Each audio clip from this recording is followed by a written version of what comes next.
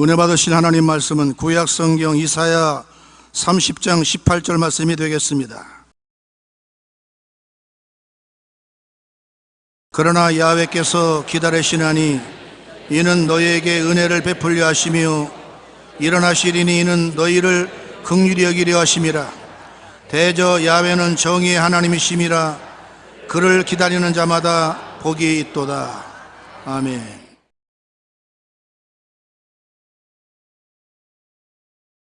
저는 오늘 이 시간에 여러분과 함께 기다리는 것이라는 제목으로 말씀을 나누고자 합니다.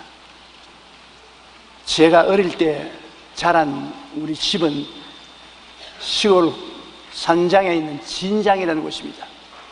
그 이름을 진장이라고 부르는 것은 구한말에 군대가 거기에 주둔했기 때문에 진장이라고, 진을 쳤던 장소라고 부릅니다.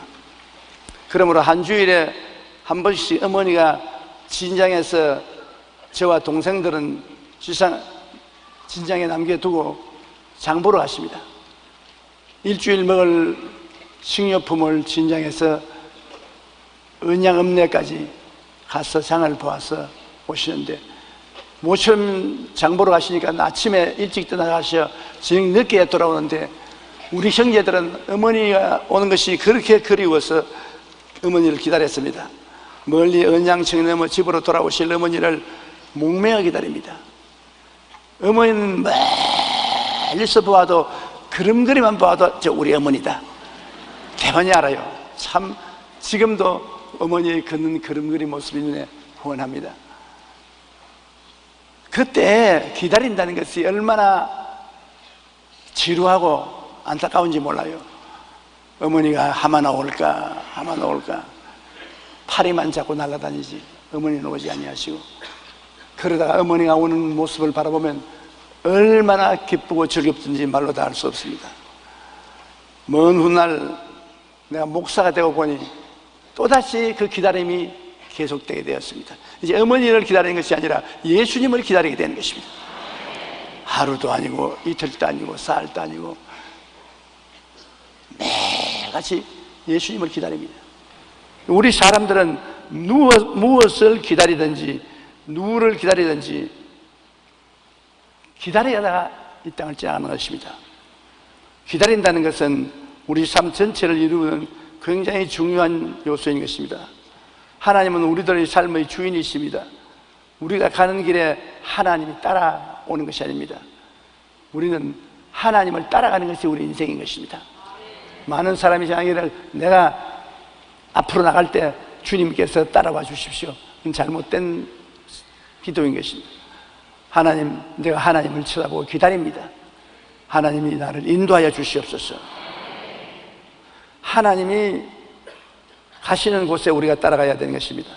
그러므로 항상 잠잠하고 하나님을 앙망하고 기다리는 것이 우리 사람들이 해야 될 일인 것입니다. 성경에 보면은 사도 바울 선생은 굉장한 신앙인이었습니다. 그는 하나님의 은혜가 충만하고 하나님에 대한 열정이 굉장했습니다. 그러므로 바울에게는 기다리는 것이 굉장히 괴로웠습니다. 무엇이 치고 나가는 것을 좋아했습니다. 그런데 하나님은 바울이 하나님 앞서 나가는 것을 굉장히 원치 않으셨습니다. 하나님이 성령을 통해서 못 가르칩니다. 우리가 예수 믿거나 신앙생활을 하거나 하나님 사역할 때 우리 힘으로 하지 않습니다. 성령이 언제나 함께 역사하는 것입니다. 눈에 안 보여도 성령을 숫자에 넣어야 되는 것입니다. 그런데 바울 선생이 아시아로 가는 것, 자기가 계획해서 아시아로 가려고 하니까 함께 해준 성령이 허리춤을 잡고 안 돼, 못 가. 그러면 하나님 앞에 기다리는 것이 좋은데 부르기아와 갈라디아 땅으로 다녀가 무시아의 앞에 이르러 비두니아로 가고자 애쓰되 예수의 영이 허락지 아니하신지라. 아시아를 못 가니 비두니아에 가야 되겠다. 그런데 예수님의 영이 못 가게 합니다. 더 강한 의미로 성령을 예수의 영이라고 말하신 것입니다.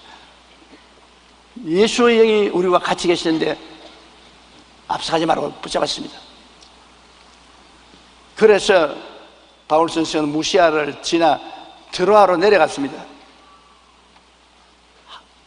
올라갈 사람이 내려간다는 것은 힘들거든요. 인생 오르막길로 가는 것이 아니라 인생 내리막길로 가듯이 하나님을 순종하지 않고 하나님 앞에 자꾸 가려니까 하나님이 붙잡았지 않습니까? 성령이 못 가게 붙잡고 예수의 영이 가지 못하도록 붙잡으니까 결국에는 올 때 갈 데 없으니 밤에는 기다리며 기도할 수밖에 없습니다. 이제는 바울이 드로아에 내려가서 하나님께 간절히 기도하니까 마음속에 환상이 떠올랐습니다.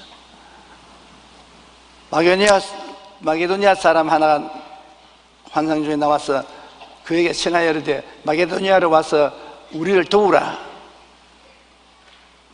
비로소 하나님이 마게도니아 사람을 환상을 통해서 그에게 보여주면서 다른 데 가지 말고 아시아로 가지 말고 비두니아로 가지 말고 마케도니아 구라파로 와서 말씀을 증거해라. 처음 바울 선생의 전도는 소아시아에 집중되었는데 이제 구라파에 와서 복음을 증거해라. 바울이 그 환상을 봤을 때 같은 일행들이 굉장히 기뻐했습니다. 하나님이 저 사람들에게 복음을 전하라고 마케도니아로 우리를 부르신 줄 우리가 알았다는 것입니다. 여기 보십시오. 무슨 일을 할지라도 마음을 비워놓고 하면 안 되는 것입니다. 마음에 하나님의 꿈인 청사진을 가지고 해야 되는 것입니다. 꿈이 없는 민족은 망한다고 그러지 않습니까? 올 때 갈 데가 없으니까. 꿈이 있어야 마음에 집중도 생기고 일할 에너지도 생겨나는 것입니다. 꿈이 없으면 마음을 집중할 수 없습니다. 산만하고 무엇을 할지 모릅니다. 그런데 바울 선생이 꿈이 없이 선교에 나가니까 예수의 영이 맞고 성령이 맞고 못 가게 하고 꿈을 얻을 때까지 들어와서 기다리게 만드는 것입니다. 상당히 조바심이 나고 안타깝지만 기다려야 됩니다. 그래서 마게도니아의 환상이 나타날 때까지 기다려야 되는 것입니다. 바울 선생은 마게도니아로 가라는 지시를 받고 난 다음에야 마음에 확신을 가질 수 있었습니다.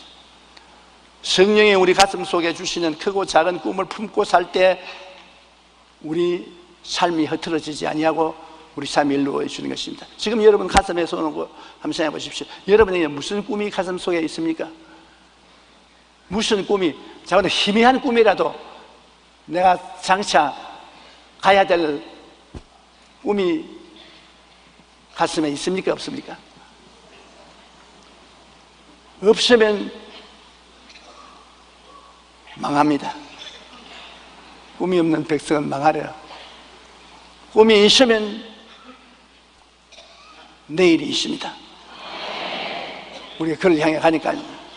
그러므로 꿈이 우리 마음속에 있다는 것은 굉장히 중요합니다. 시편 40편 1절에 내가 야훼를 기다렸더니 귀를 기울여서 나의 부르짖음을 들으셨도다.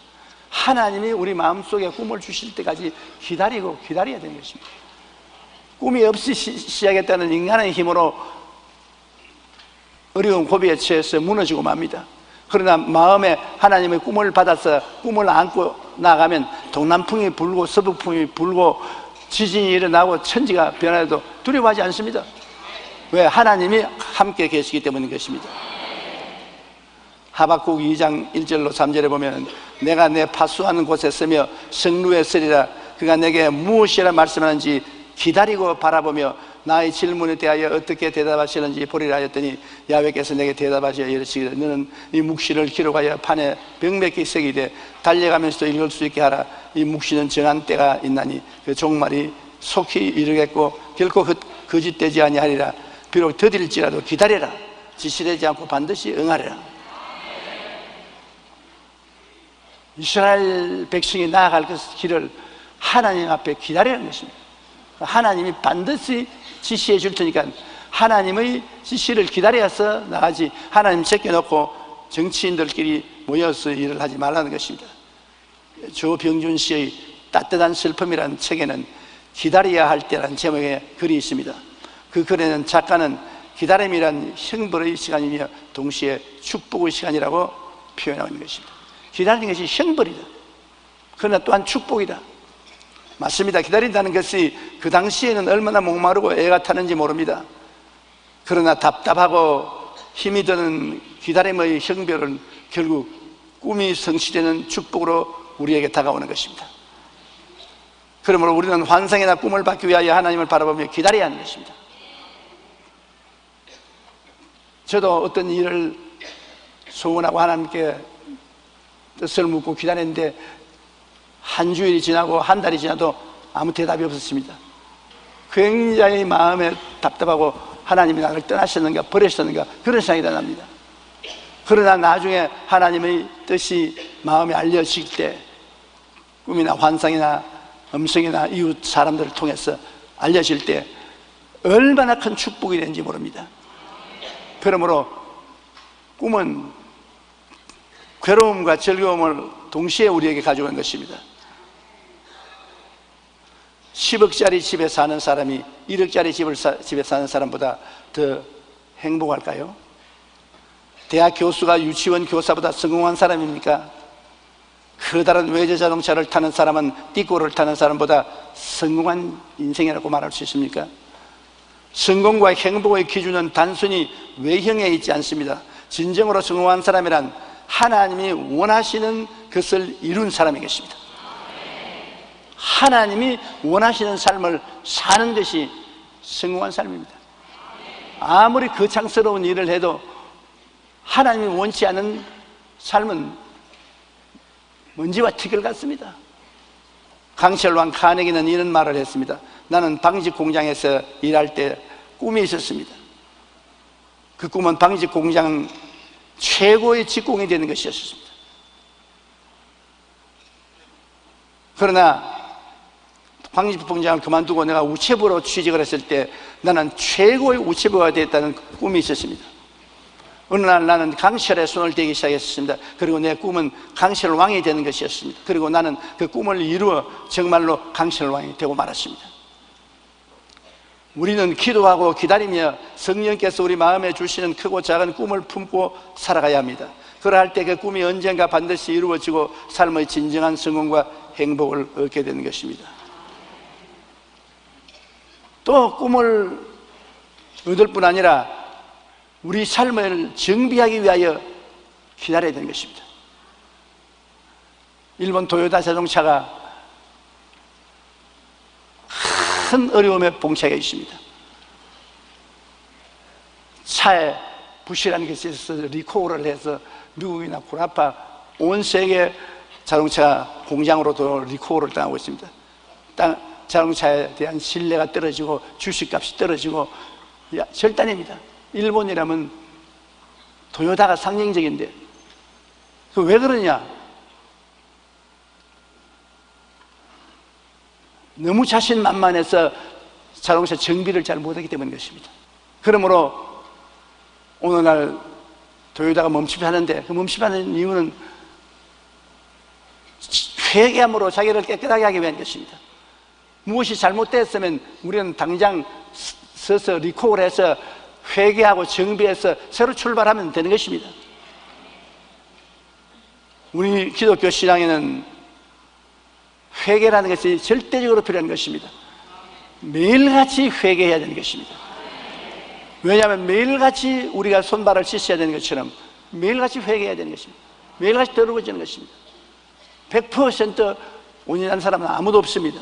잠언서 28장 13절에 자기의 죄를 숨기는 자는 형통하지 못하나 죄를 잡아가고 버리는 자는 불쌍히 여김을 얻으리라.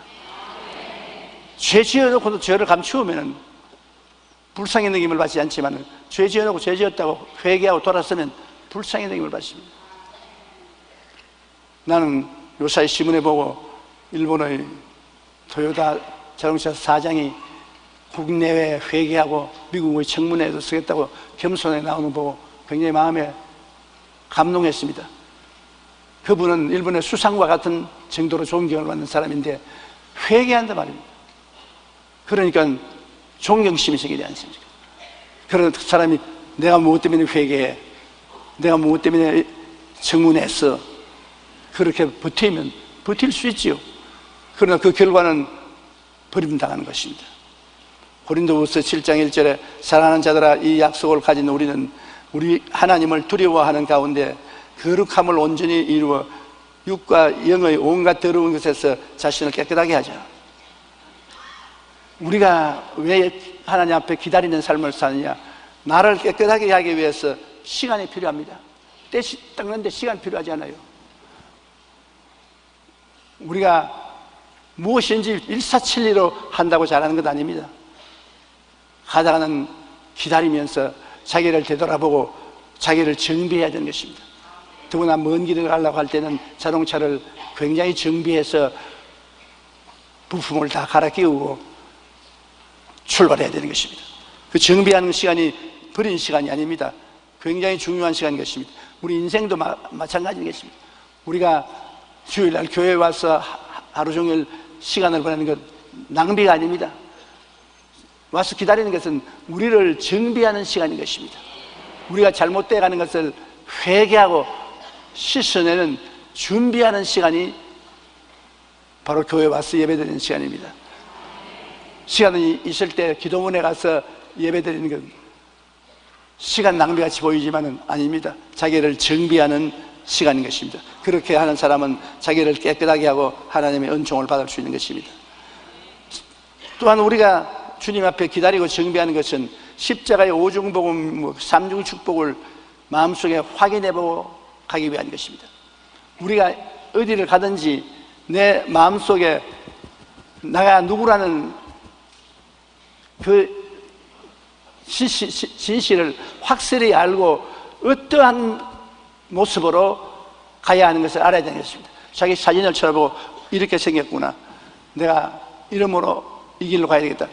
확실히 마음속에 자기 자신이 누군지, 자기 존재가 어떠한 사람인지 정체성이 확실해야 되는 것입니다. 많은 사람이 예수 믿고 교회 왔다 갔다 하면서 당신 누구요? 예수 믿어요. 예수를 어떻게 믿어요? 우리 목사님이 알아요. 확실한 정체성이 없습니다. 여러분, 많은 사람이 예수 믿다고 주여 주여 부르지만 자기가 예수 그리스도를 믿어 어떠한 사람이 되는지 모르는 것은 굉장히 중요한 일입니다. 왜냐하면 교회에 와서 십자가 밑에서 십자가를 쳐다보고 기다렸다면 성령께서 그 마음속에 그리스도 안에서 정체성을 보여주었을 것입니다. 성경은 말씀하는 누구든지 그리스도 안에 있으면 새로운 피조물이라, 이전 것은 지나갔으니 보라 새 것이 되었다. 그 내가 새 것이 된 것을 알아야죠. 옛날 내 모습대로 살아서 안 되는 것입니다. 새 것이 된 것을 다시 한번 알기 위해서는 기다려야 되는 것입니다.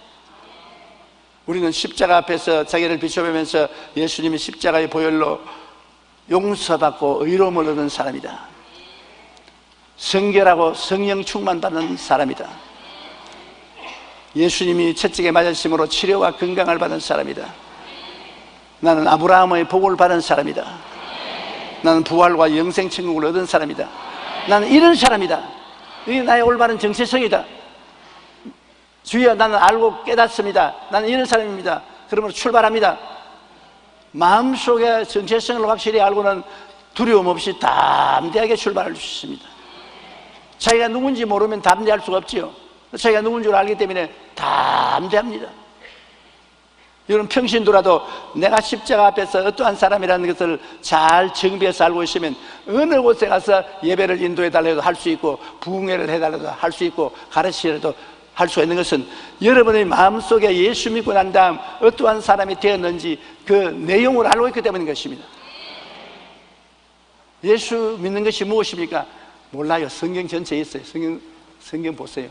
물론 여기 다 있지요. 그러나 급한 사람이 지금 숨이 넘어가는데 예수를 어떻게 믿냐고 물는데 성경 읽으라 하면 어떻게 합니까? 여러분, 마음속에 그리스도에 대한 확실한 믿음을 가지고 여러분 정체성을 가지고서 나가면 하나님의 은총이 끝이지 않습니다. 그러기 위해서 자기 삶을 정비하기 위해서 기다려야 되는 것입니다. 또한 4차원의 영성을 살펴보아야 해요.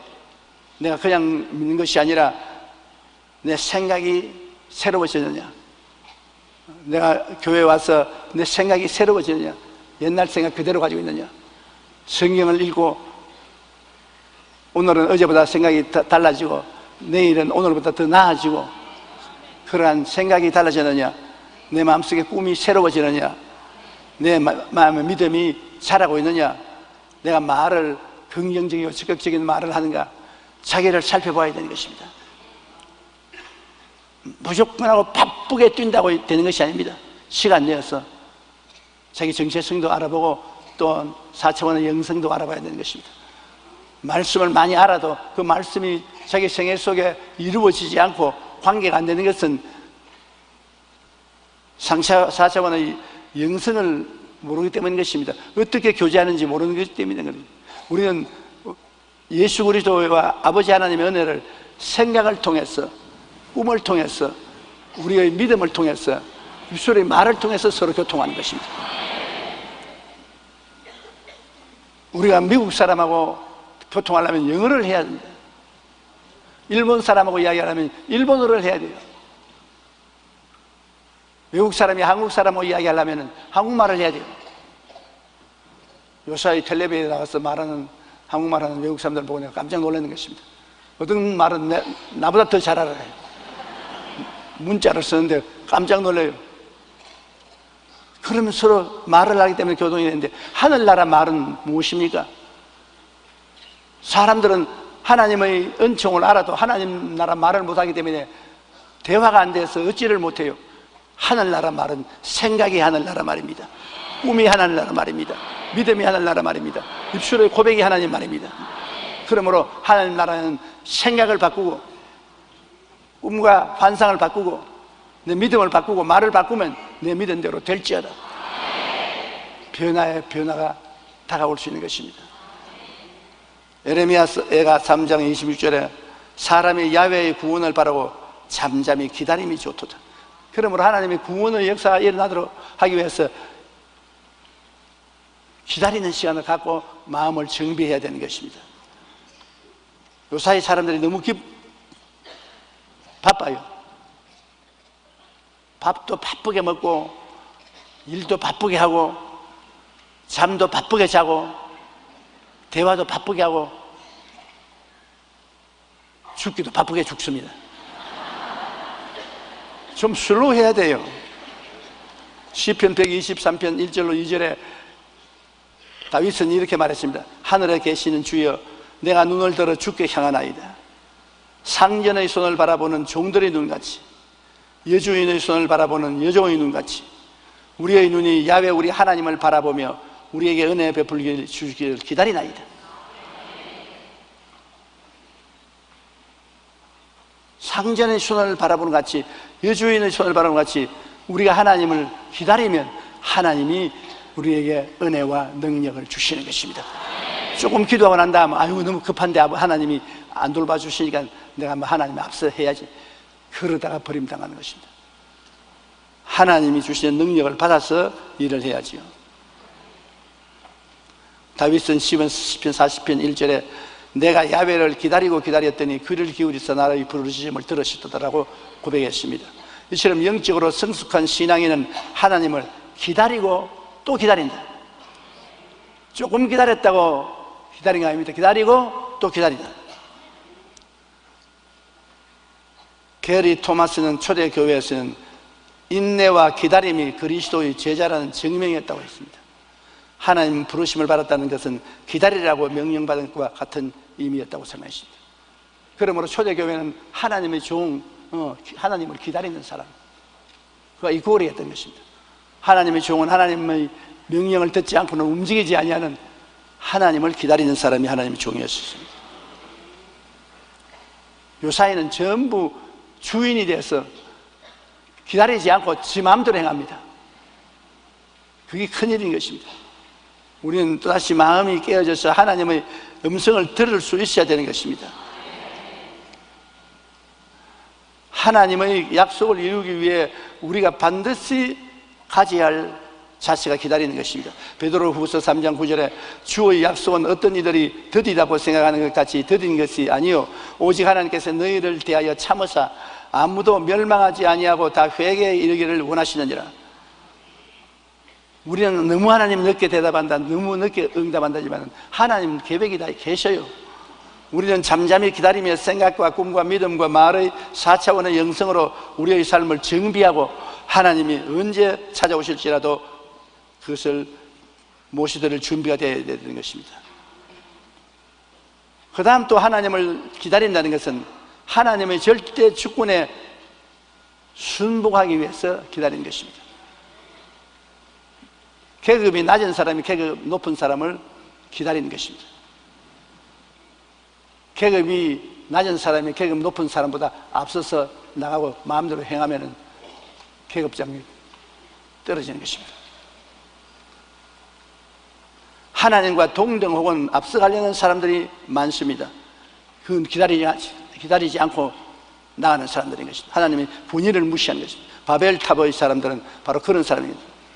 노아의 홍수 이후에 살아남은 사람들이 우리가 탑을 쌓아 하늘 꼭대기에 닿게 하고 하나님과 동등하게 탑을 세우고 흩어짐을 면하자. 하나님이 지상에 흩어져서 살아도 우리 그것을 면하자고 말했던 것입니다.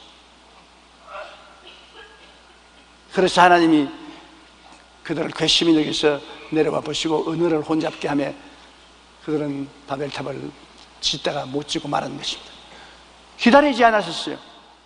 노아 홍수의 후에 그들이 나아갈 때 하나님의 지시를 받고 지구에 하나님이 원하시는 곳에 흩어져 살아야 되겠는데 흩어져 살지 않고 니무로라는 영웅이 생겨나자 그를 중심으로 해서 나라를 세우고 탑을 지어 하나님 보좌에까지 올라가게 하고 홍수가 다시 와도 움직도 안 나도 우리 사람 중심으로 살자, 그와 같은 계획을 세웠다가 망하고 마는 것입니다. 성경에 우시아 왕도 왕화 중에 우시아 왕은 대단한 왕입니다. 외국과 싸워 이기고 나라를 부강케 한 나라로서 금은이 풍부하고 아주 부귀한 나라가 되었습니다. 그러자 그 마음에 교만함이 들어왔습니다. 아니, 내가 임금 노릇만 하고 뭐냐, 내가 제사장 노릇도 하지. 나 임금 노릇도 하고 성전에 들어가서 하나님께 제물 드리는 제사장 노릇도 다 내가 하지 뭐 다른 사람 시킬 거느냐. 교만해졌습니다. 기다려서 하나님이 정하신 직분을 다해야지 하나님 원치 않는 직분을 저희가 행했습니다. 성전에 들어가서 제사장 내놓고 하나님께 향을 피워드립니다. 제사장이 놀라서 젊은 제사장들과 함께 들어가서 임금님을 붙잡아 끄집어냈습니다. 이것은 왕이 할 일이 아닙니다. 제사장이 할 일입니다. 이 하면 큰일 납니다. 그러니까 우시아가 돌아서 화를 확 내니까 즉시로 이마에 문둥병이 생겼습니다. 나병이 생기면 절대로 하나님 앞에 못 서요. 그 길로 그는 성령에서 나와서 평생 나병 환자로서 별궁에 살고 비참하게 죽은 것입니다. 하나님은 교만한 자를 미워하고 물리치는 것입니다. 교만은 패망의 선봉이요 멸망의 앞잡이가 되는 것입니다. 잠언서 14장 29절에 노하기를 더디하는 자는 크게 명철하여도 마음이 조급한 자는 어리석음을 나타낸다. 전도서 5장 2절에 너는 하나님 앞에서 함부로 입을 열지 말며 급한 마음으로 말을 내지 말라. 하나님은 하늘에 계시고는 땅에 있음이야. 그러므로 하나님 앞에 겸비하고 낮아지고 잠잠히 하나님의 인도하심을 기다려야 되는 것입니다. 마리안 안디슨은 미국의 유명한 복음 가수인 것입니다. 여러분 중에 마리안 안데슨이 부르는 노래를 들어본 적이 있습죠? 나는 들어봤는데 장로님은요? 들어보셨어요? 장로님과 나같이 노트리는 들어봤습니다. 젊은 사람들은 못 들어봤는지도 모르겠습니다. 그녀가 찬양을 하면 상처받은 영혼들이 위로를 받고 많은 불신자들이 회개하여 하나님께로 돌아오는 놀라운 역사가 일어나곤 합니다. 그녀가 오늘날 이처럼 은혜로운 복음 가수가 되기 전에는 작은 일화가 있습니다. 마리안이 고등학교에 다닐 때 그녀의 노래 실력이 뛰어나져 몇 년 동안 개인 교수를 받은 후 뉴욕에 있는 홀에서 독창회를 했는데 독창회가 대단히 비극적인 평가를 받고 그는 완전히 파탄에 이르렀습니다. 시리에 찬 마리안이 집에 들어오니까 그 어머니가 이렇게 위로했습니다. 얘야, 은혜가 위대함보다 먼저 있어야 된다. 네가 음악가로서 위대한 사람이 되기 전에 하나님 은혜부터 먼저 받아야 된다. 그 어머니는 무식하지만 올바르게 판단했습니다. 주를 믿는 사람은 무엇보다도 성령 충만부터 먼저 받아야 돼요. 사업을 성공하려고 하든지, 체육에 성공하려고 하든지, 정치에 성공하려고 하든지, 그 무엇 전에 하나님 앞에 성령의 충만한 은혜부터 받으면 하나님이 함께 해 주신다는 것입니다. 은혜가 없으면 자기 힘으로 살아야 되니까 안 되지요. 은혜가 있으면 하나님의 힘으로 되는 거지. 이 어머니 말 한마디에 그는 변화되었었어요. 그 후에 그녀는 정말 열심히 기도해서 하나님의 성령의 충만함을 받고, 하나님의 성령의 충만한 가운데서 노래를 부르니까 일량의 미국과 세계를 감동시키는 가수가 된 것입니다. 우리는 늘 하나님의 은혜를 잊지 말고 하나님 절대 주권에 순복하기 위하여 잠잠히 기다릴 줄 알아야 하는 것입니다. 내 생각과 내 힘으로 믿고 나아가기 전에 먼저 하나님의 뜻을 기다려야 합니다. 우리가 잠잠히 기다릴 때 하나님께서는 절대 주권적인 뜻을 깨우쳐 주시는 것입니다. 그러면 우리가 그의 뜻을 순종하면 됩니다. 우리가 하나님의 절대 주권에 순복할 때 하나님께서는 우리의 삶을 영혼이 잘됨같이 범사에 잘되며 강건하고 생명의 어릴 때 풍성에 얻는 길로 이끌어 가시는 것입니다. 우리의 삶을 복되게 만들어주는 근본의 능력은 하나님께 있는 것입니다. 그러므로 우리가 하나님이 우리를 이끌어 갈 때까지 잠잠하게 기다려야 되는 것입니다. 성급하게 나타서는 안 되는 것입니다. 미국의 유명한 부흥사였던 무디 목사님은 어느 날 교인 중에 한 사람이 양조장을 크게 지었어요.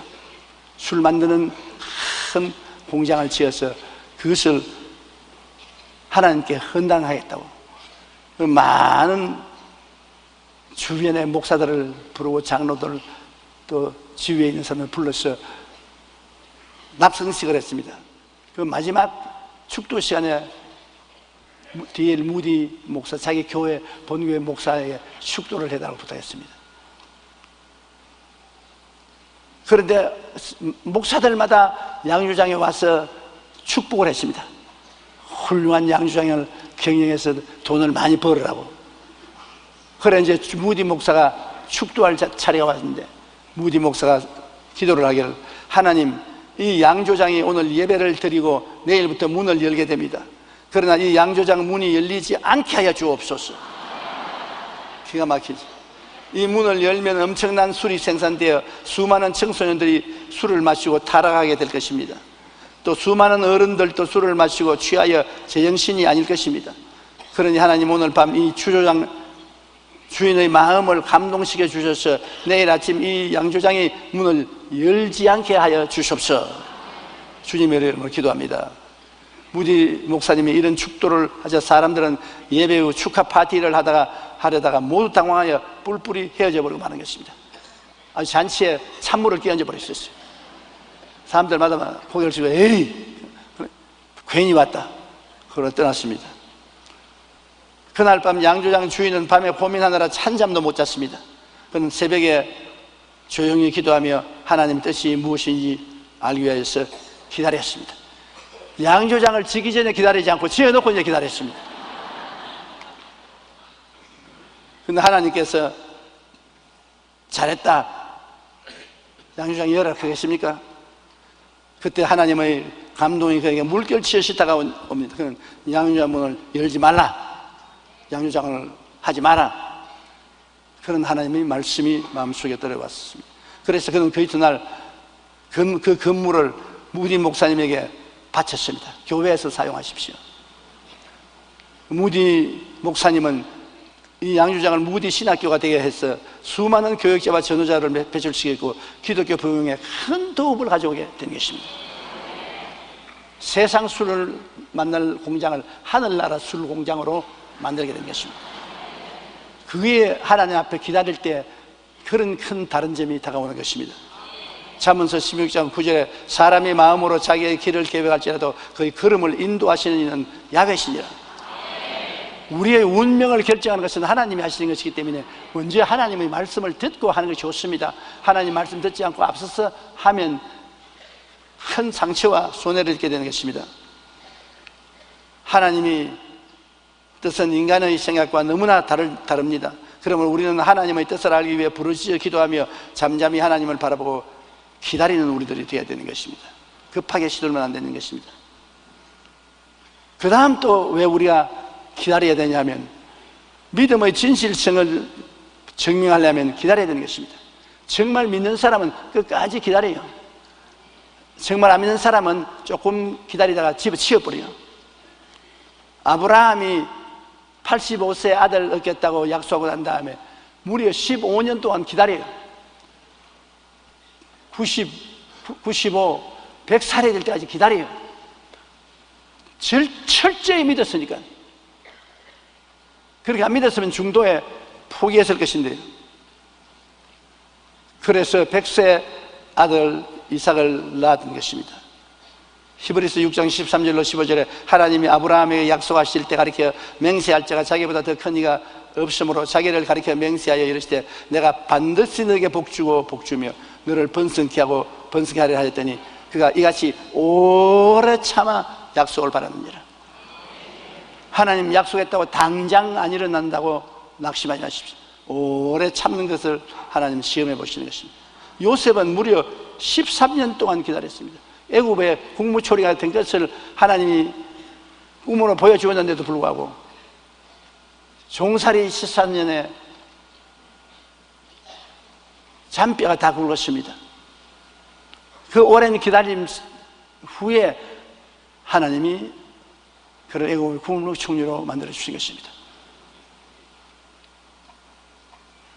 얼마나 기다린 것이 안타깝고 답답하게 했습니까? 시편 105편 17절로 19절에 그가 한 사람을 앞서 보내셨으며 요셉이 종으로 팔렸도다. 그의 발은 차고에 차고 그의 몸은 쇠사슬에 매였으나 곧 야훼의 말이 응할 때까지 그의 말씀이 그를 단련하였도다. 잠언서 16장 9절 사람이 마음으로 자기의 길을 계획할지라도 그의 걸음을 인도하시는 야훼시니라. 하나님이 당신의 뜻을 이루기 위해서 요셉을 종살이와 죄수로 13년 동안 기다리게 한 것입니다. 그 하나님의 말씀이 그를 연단했다고 말한 것입니다. 사람은 누구나 자신이 처한 환경에서 여러 가지 고난을 겪으며 살아갑니다. 학자들에 의하면 사람이 어려운 일을 당할 때 나타나는 반응은 6가지 형태로 구분된다고 말합니다.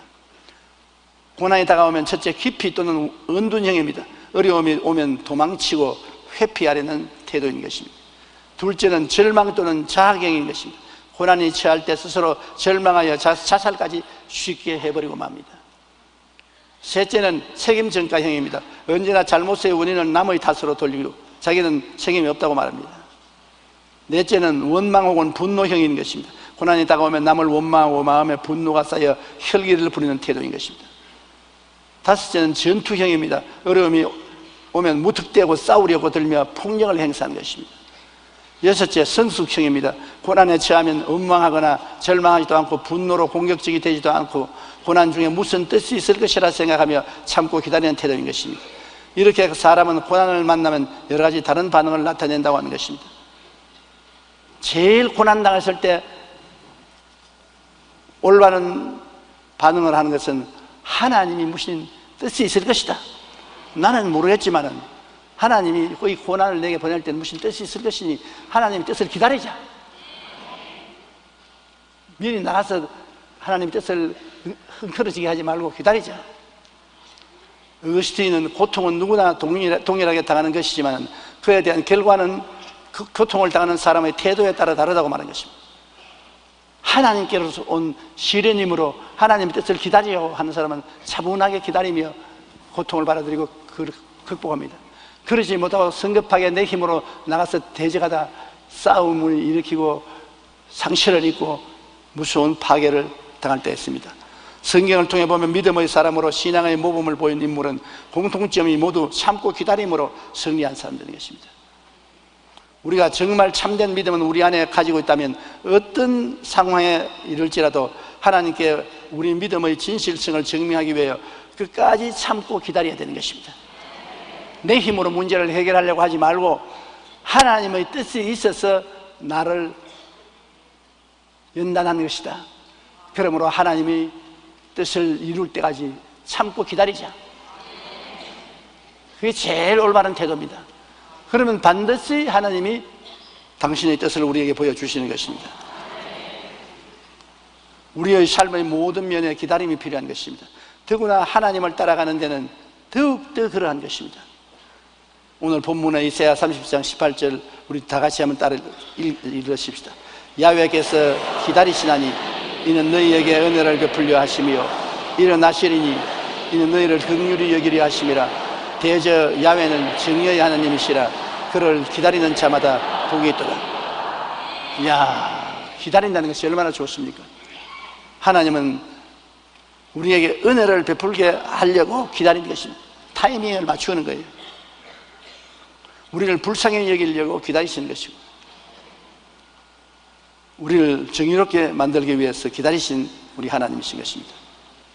현대 문명은 빠른 속도를 강조만 합니다. 사람들은 더 빠른 기차를 타자, 더 빠른 지하철, 더 빠른 자동차, 그런 것을 선호합니다. 인터넷도 하루가 다르게 연결 속도가 빨라져 속도가 조금이라도 느리면 사람들은 기다리지 못하고 답답하여 어쩔 줄을 모릅니다.